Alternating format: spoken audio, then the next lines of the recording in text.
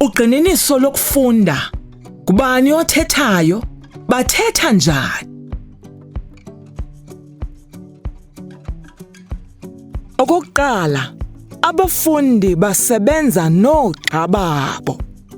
Okwesibini, bachonga ugqaliselo lokufunda losuku ukuze bachonge ukuba ngubani othethayo ekwathetha njani. Okwesithathu, okulandelayo abafundi bafunda amagama amane anganobunzima okanye angazange ahlangana nawo ngaphambili. Kuqala, abafundi mabafunde la magama ngokukhwaza. Emva koko, baziqhelise ukuwafunda izihlandlo ngesihlandlo. Okwesine, okulandelayo, abafundi baqaphela intetho ngqo ekwitekisi. Xa umfundi ethe wanzinyelwa kukulifunda ngokukhwaza igama, makazame ukulibiza ngokwezandi zalo. Mabalungisane xa benze impazamo ngokufunda igama elo bebonke ngokwezandi.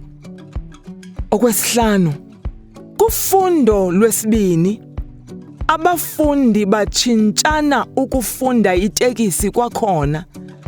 Kweli thuba bagxila ekusebenziseni iimvakalelo ezifanelekileyo zesithethi ngasinye. Kuqala, bakhangela iimpawu zentetho. Okulandelayo, bakhangela igatya lengxelo ukubona ukuba ngubani othethayo. Okokugqibela, bajonga imvakalozwi nemvakalelo evakala kwintetho ngokusekelwe kwintetho eyenzekayo. Okwesithandathu, ekugqibeleni abafundi benza umsebenzi obhalwayo wengqiqo kwiincwadi zabo zokubhala.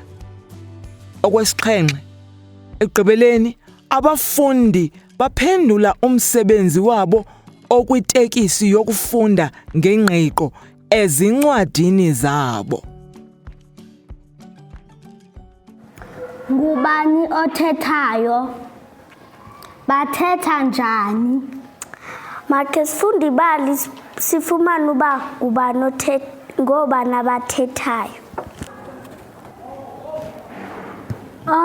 Othethayo nguLinda. Nanko umama ethetha. Nanku utata ethetha.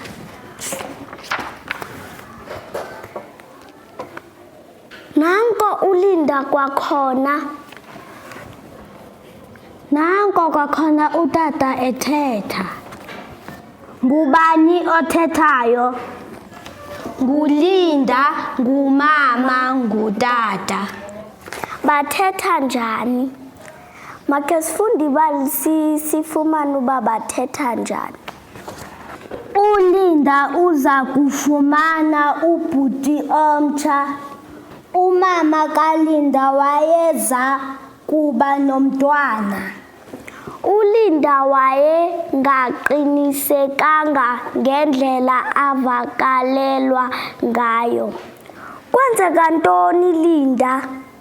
Wabuza umama. Ungasixelela nantoni na? Watsho utata.